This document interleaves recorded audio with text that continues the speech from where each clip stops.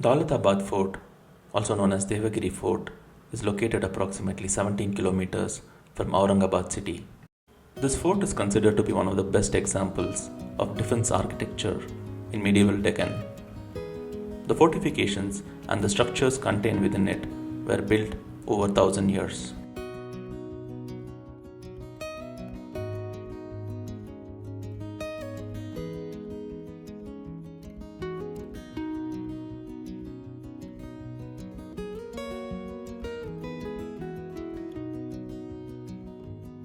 The defense mechanism of Daulatabad included three concentric fortified walls.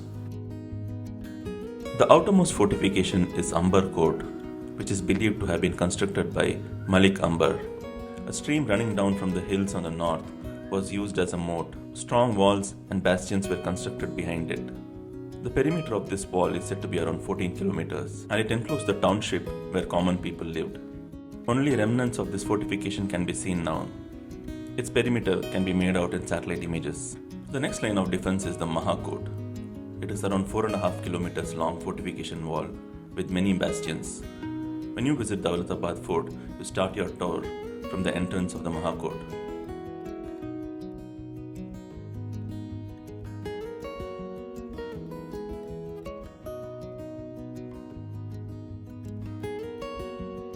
After you cross Mahakot, the next layer of defense is the Kala Court, located just outside the foot of the hill. The royal residential areas of the Nizam Shahis was enclosed within this fortification. Beyond this fortification, there is a deep rock-cut moat that encircles the hill.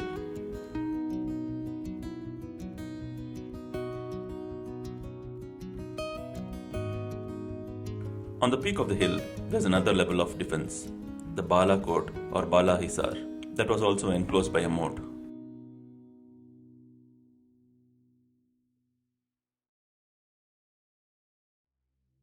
Before we start the tour of the fort, let us look at the history of Daulatabad.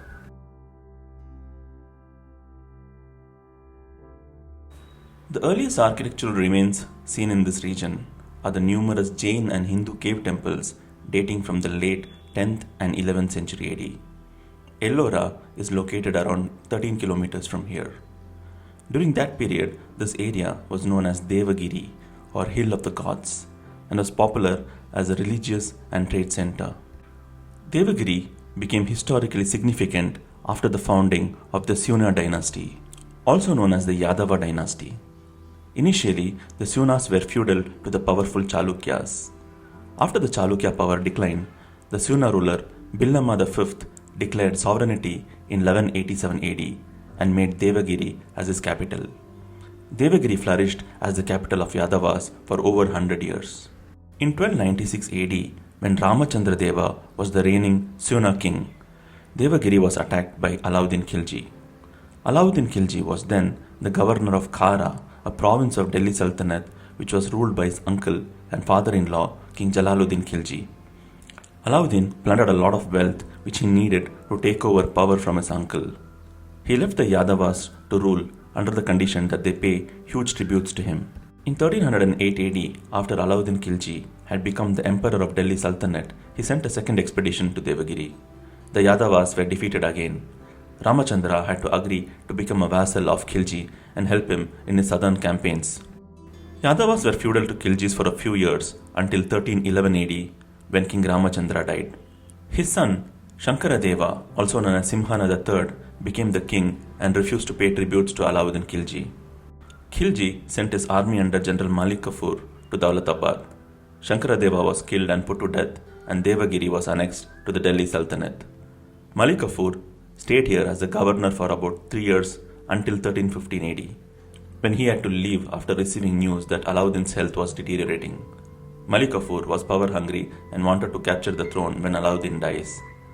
So he appointed Ainul Mulk as the governor of Devagiri and left to Delhi.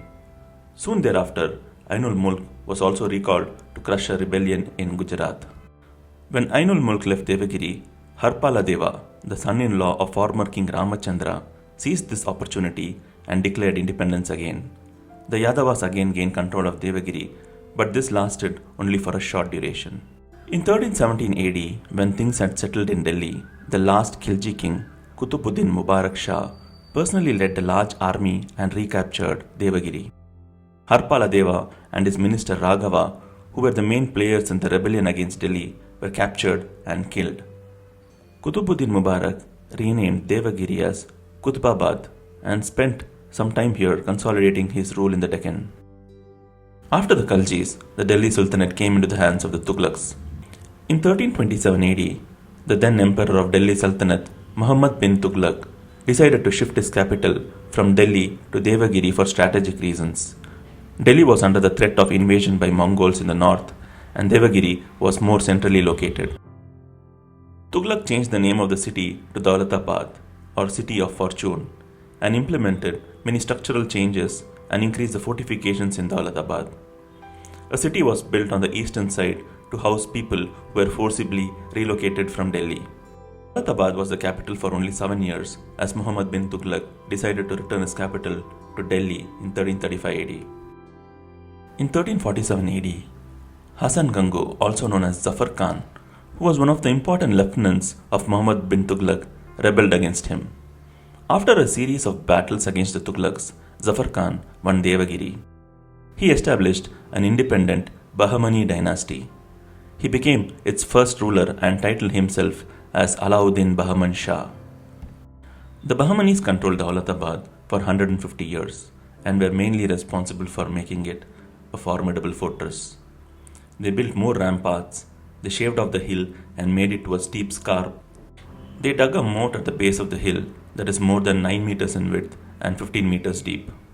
Daulatabad Fort was of high strategic importance to Bahmani Sultanate as they had to ward off many regional dynasties formed in the north after the fall of Tughlaqs, such as the Malwa Sultanate and the Gujarat Sultanate.